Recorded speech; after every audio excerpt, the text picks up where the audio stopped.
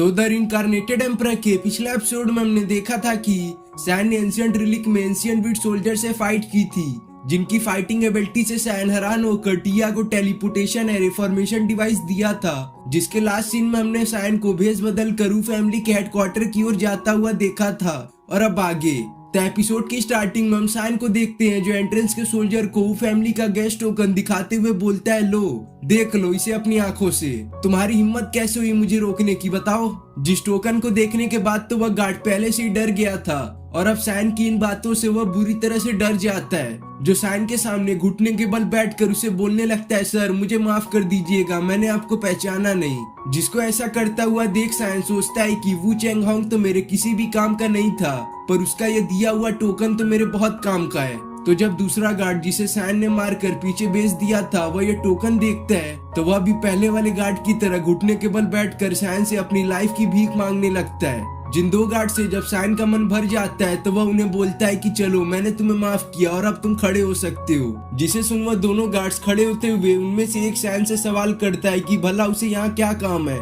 जिसके इस बातों से सैन फिर से गुस्सा होने लगा था, इसलिए दूसरा गार्ड पहले वाले को चुप कराते हुए बोलता है, सर जरूरी आप यहाँ पर इंस्पेक्शन करने आए होंगे तो जाइए आप जा सकते हो। जिस पर सैन कहता है, हाँ इसीलिए तो मैं यहाँ पर आया हूँ, तुम मुझे अच्छे लगे इसलिए मैं तुम्हारे हायर ऑफिशियल से बात करके तुम्हें प्रमोट करवा दूंगा, पर अभी के लिए तुम मेरे साथ चलकर मुझे ये जगह दिखाओ। जिसके बाद हम सैन को ऊ पैलेस के कोर्टयार्ड पर देखते हैं जहाँ पर वह कई सारे सोल्जर्स को यहाँ पर मार्च करता हुआ देखता है। जो सोल्जर्स को जब सैन ध्यान से देखता है तो वह काफी नंबर्स में कम होते हैं, इसीलिए वह उस गार्ड से सवाल करता है कि आखिर इस कोर्टयार्ड में इतने कम सोल्जर्स क्यों हैं। तो वह गार्ड सैन को बताता है कि ज्यादातर सोल्जर किसी असाइनमेंट को कंप्लीट करने सिटी से बाहर गए हैं, इसीलिए आपको इस कोर्टयार्ड में काफी कम सोल्जर्स देखने को मिल रहे हैं। पर आप चिंता ना करें, किसी की भी इतनी हिम्मत नहीं है जो हमारे ऊ फैमिली के टेरिटरी पर अटैक कर सके, क्योंकि अभी इस पूरी जगह की इंचार्ज जू नियांग है। तो सैन ने तो पहले जू नियांग के बारे में कुछ सुना ही नहीं था, इसलिए वह उस गार्ड को बोलता है कि तुम इसके बारे में मुझे और बताओ कि आखिर ये कौन है। जिस पर वह गार्ड सैन को बताता है कि जू नियांग एक काफी पावरफुल फाइटर है जो अभी क्यूआई बिल्डिंग स्टेज के परफेक्शन लेवल पर है, जिसने पास्ट में बहुत सारी अचीवमेंट को हासिल किया है, इसलिए वो फैमिली उस पर बहुत ज्यादा ट्रस्ट करती है। और अगर आपको उनसे मिलना है तो मैं आपको वहां पर ले जा सकता हूँ, वह जरूरी अभी मेन हॉल में ही होंगी। जिसे सुन सैन तुरंत ही उस गार्ड को कहता है कि मैं भी उस लड़की से नहीं मिल सकता, मुझे कुछ एलेक्सिर चाहिए, इसलिए तुम मुझे इस जगह के स्टोरेज रूम के पास ले चलो, उस लड़की से तो मैं बाद में मिल लूंगा। फिर हम सैन और उस गार्ड को स्टोरेज रूम के अंदर जाता हुआ देखते हैं, जहाँ पहुंचकर वह गार्ड सैन से सवाल करता है कि आपको इस जगह पर क्या चाहिए। पर सैन तो यहाँ पर आते ही काफी हैरान हो गया था, क्योंकि इस जगह पर कई सारे वैरायटी के एलेक्सिर और हर्ब मौजूद थे। तो सैन उसे बोलता है कि मुझे इस जगह के बारे में कुछ ज्यादा नहीं पता, इसलिए तुम यहाँ से मुझे ड्रैगन विन खोज कर दो। जो गार्ड जैसे ही सैन के बताए हुए ड्रैगन विन को ढूंढने जाता है, तभी सैन अचानक से उस पर पीछे से अटैक करके उसे बेहोश कर देता है। जिसको बेहोश करने के बाद सैन बोलता है कि मेरी किस्मत यहाँ पर काफी अच्छी रही कि मैं इस जगह के अंदर आ सका। और रही बात मेन हॉल की जहाँ पर वह जू नियांग मौजूद है, तो वह यहाँ से जगह ज्यादा दूर नहीं है, तो मेरे इस एक्शन से उन सभी की अटेंशन मेरे पर हो ही जानी चाहिए। जो बोलकर सैन अपनी फायर पावर का यूज करके इस जगह पर एक पावरफुल अटैक करता है, जिसकी वजह से ये पूरी जगह आग में जलने लगती है। जिसके बाद हमारा सीन जू नियांग पर शिफ्ट होता है जो आराम से एक थ्रोन पर बैठी हुई थी, पर सैन जैसी यह फायर अटैक जमीन पर करता है, उस अटैक के इम्पैक्ट को जू नियांग साफ फील कर पाती है। जिसके आगे जू नियांग सोच पाती तब तक वहाँ पर एक गार्ड आकर उसे बताता है कि स्टोरेज रूम में कुछ गड़बड़ी है, अचानक से वहाँ पर कैसे तो आग लग गई है, इसलिए आपको वहाँ पर जाकर उसे चेक करना पड़ेगा। जो बात जानने के बाद जू नियांग गुस्से में कहती है कि आखिर इतनी किसकी हिम्मत हुई कि हमारे वो फैमिली में आकर तमाशा खड़ा करे, सोल्जर्स फटाफट स्टोरेज रूम की ओर रिपोर्ट करो। जिसके साथ ही हम जू नियांग के साथ काफी सारे वो फैमिली के सोल्जर्स को स्टोरेज रूम की ओर जाता हुआ देखते हैं। जो लोग जब स्टोरेज रूम के पास पहुंचते हैं तो वहां पर हम सैन को एक जगह पर मस्त बैठकर उनका इंतजार करता हुआ देख पाते हैं। जिसको यहाँ पर देख जू नियांग से बोलती है कि आखिर तुम्हारी हिम्मत कैसे हुई हमारे वो फैमिली के अंदर आकर इस जगह को आग लगाने की,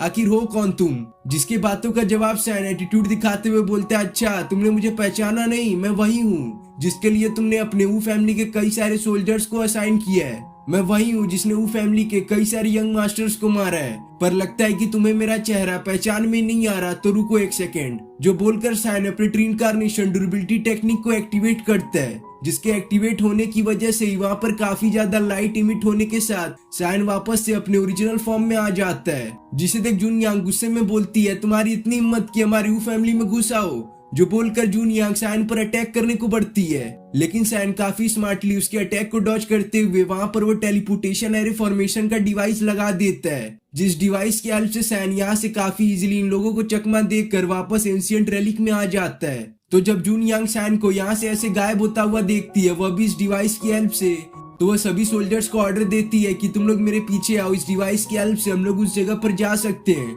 जहाँ पर सायन अभी भाग कर गया है। जो बात बताकर जून यांग सबसे पहले इस टेलीपोर्टेशन डिवाइस का यूज करके एंशिएंट रिलिक में आ जाती है, जहाँ पहुंचकर जून यांग बोलने लगती है, सायन मुझे लगा कि तुम एक काफी स्ट्रॉन्ग वॉरियर हो क्योंकि तुमने हमारे यंग मास्टर्स को मारा है, पर तुम्हारे ऐसे भागने की वजह से मैं तो काफी तुमसे डिसअपॉइंटेड हूँ। तो चलो अब छुपना बंद करके मेरे सामने आओ ताकि हम लोग एक फेयर फाइट कर सकें। लेकिन ये सब तो सायन का एक ट्रैप होता है जिसमें जून यांग काफी बुरी तरह से फंस चुकी थी, क्योंकि अब जून यांग ने जैसे इन सब बातों को बोला था तभी वहाँ पर कई सारे एंशिएंट विड सोल्जर अचानक से समन हो जाते हैं, जिन एंशिएंट विड सोल्जर को देख जून यांग अपनी पावर का यूज करके उन्हें काफी इजीली मार देती है। जो अब बोलने लगती है, सायन मुझे नहीं पता था कि तुम्हारे पास इतने वीक लोग होंगे, इनको देखो तो इनको तो ढंग से फाइट करना भी नहीं आता। पर जून यांग की अभी बात भी खत्म नहीं हुई थी, उतने में ही अचानक से वहाँ पर कई सारे एंशिएंट विड सोल्जर समन हो जाते हैं, जिनके नंबर्स पहले से बहुत ज्यादा थे। जिसे देख जून यांग अपनी पावर का यूज करके उन सभी एंशिएंट विड सोल्जर से अकेले ही फाइट करना स्टार्ट कर देती है। पर भले ही वो इन एंशिएंट विड सोल्जर को कितनी बारी मार दे, वो वापस से रिफॉर्म होकर उसे फाइट करने लगते थे। लेकिन जून यांग भी क्यूआई बिल्डिंग स्टेज के परफेक्शन लेवल पर थी, जिसकी वजह से उसके पास काफी ज्यादा स्पिरिचुअल एनर्जी होने के साथ एक अच्छा बैटल एक्सपीरियंस भी था, जिसके इस्तेमाल से वह अकेले ही सभी एंशिएंट विड सोल्जर को कड़ी टक्कर दे रही थी, जिनसे फाइट के दौरान जून यांग ने अब इतना समय दे दिया था कि वह वो सोल्जर इस एरे फॉर्मेशन की हेल्प से इस एंशिएंट रेलिक में आ चुके थे। लेकिन वह सोल्जर्स इतने सारे एंशिएंट विड सोल्जर्स को देखकर काफी डर चुके थे, इसलिए उनकी हिम्मत नहीं पड़ती कि वह इनसे फाइट करे। जिनको ऐसा खड़ा देख जून यांग उनसे बोलती है कि आखिर तुम लोग क्या वहाँ पर खड़े होकर बस तमाशा ही देखोगे, आओ मेरी मदद करो। जिसके ऑर्डर को तो वो सोल्जर्स मना कर नहीं सकते थे, इसलिए वह इसे फॉलो करते हुए जून यांग के साथ उन एंशिएंट विड सोल्जर से फाइट करना स्टार्ट कर देते हैं। पर भले ही जून यांग ने वो फैमिली के सोल्जर्स को यहाँ पर बुला लिया था, पर वह सभी इतने पावरफुल नहीं थे कि वह इस एंशिएंट विड सोल्जर से फाइट कर सके। जिससे होता यह है कि बहुत सारे फैमिली के सोल्जर्स इन एंशिएंट विड सोल्जर्स के हाथों मारे जाते हैं, और जो फैमिली के सोल्जर्स इन एंशिएंट विड सोल्जर को मार भी दिया करते थे तो वापस से फॉर्म होकर उन्हें ही उल्टा मार देते थे। जिन लोगों की फाइट को दूर से सायन एक जगह पर छुप कर एंजॉय कर रहा था, तो जून यांग जब देखती है कि उसके सभी फैमिली के सोल्जर्स मारे जा चुके हैं, तो वह गुस्से में आकर किसी टेक्निक का यूज करना स्टार्ट कर देती है। जो टेक्निक इतनी पावरफुल थी कि बस उसकी एक ही अटैक से वो एंशिएंट विड सोल्जर मारे जा रहे थे, जिसके हेल्प से जून यांग वहाँ पर कई सारे एंशिएंट विड सोल्जर को मार गिराती है। पर उसकी ये सभी मेहनत किसी भी काम की नहीं थी, क्योंकि वह सोल्जर वापस से फॉर्म होकर उससे फाइट करने लगते हैं। जिससे परेशान होकर जून यांग बोलती है, बहुत हुआ, अब मैं तुम्हें दिखाती हूँ क्यूआई बिल्डिंग स्टेज के परफेक्शन लेवल की पावर। जो बोलकर जून यांग अपनी फॉर्मेशन की पावर पहले से दुगना करके उन सभी एंशिएंट विड सोल्जर पर अटैक करती है। जिस अटैक की पावर लेवल अभी इतनी होती है कि वह एंशिएंट विड सोल्जर इससे मारे तो जाते ही हैं, और साथ में उनके डिस्ट्रॉय होने के बाद जो ब्लैक ऑरा निकल रहा था वह भी गायब हो जाता है। जिससे होता यह है कि वह सभी एंशिएंट विड सोल्जर पूरी तरह से गायब हो जाते हैं। जिन एंशिएंट विड सोल्जर को ऐसा गायब होता हुआ देख जून यांग को ऐसा लगता है कि उसने उन सभी सोल्जर्स को हरा दिया है, इसलिए वह थोड़ा चैन की सांस लेने लगती है। और हम अभी जून यांग के कंडीशन को साफ देख सकते हैं कि वह इतनी देर फाइट करने के बाद अब थोड़ा सा थक चुकी थी। लेकिन यह सब तो बस एक ट्रेलर था, क्योंकि असली पिक्चर तो अब सामने आती है, जो कि यह जाइंट एंशिएंट विड सोल्जर होता है, जो अचानक से वहाँ पर समन होकर जून यांग पर काफी तेजी से रोर करने लगता है। और यह जो अभी एंशिएंट विड सोल्जर समन हुआ था, यह पहले की कंपेयर वाले एंशिएंट विड सोल्जर से काफी जाइंट और पावरफुल था, जिसके दिखाती एपिसोड यहाँ पे खत्म हो जाता है।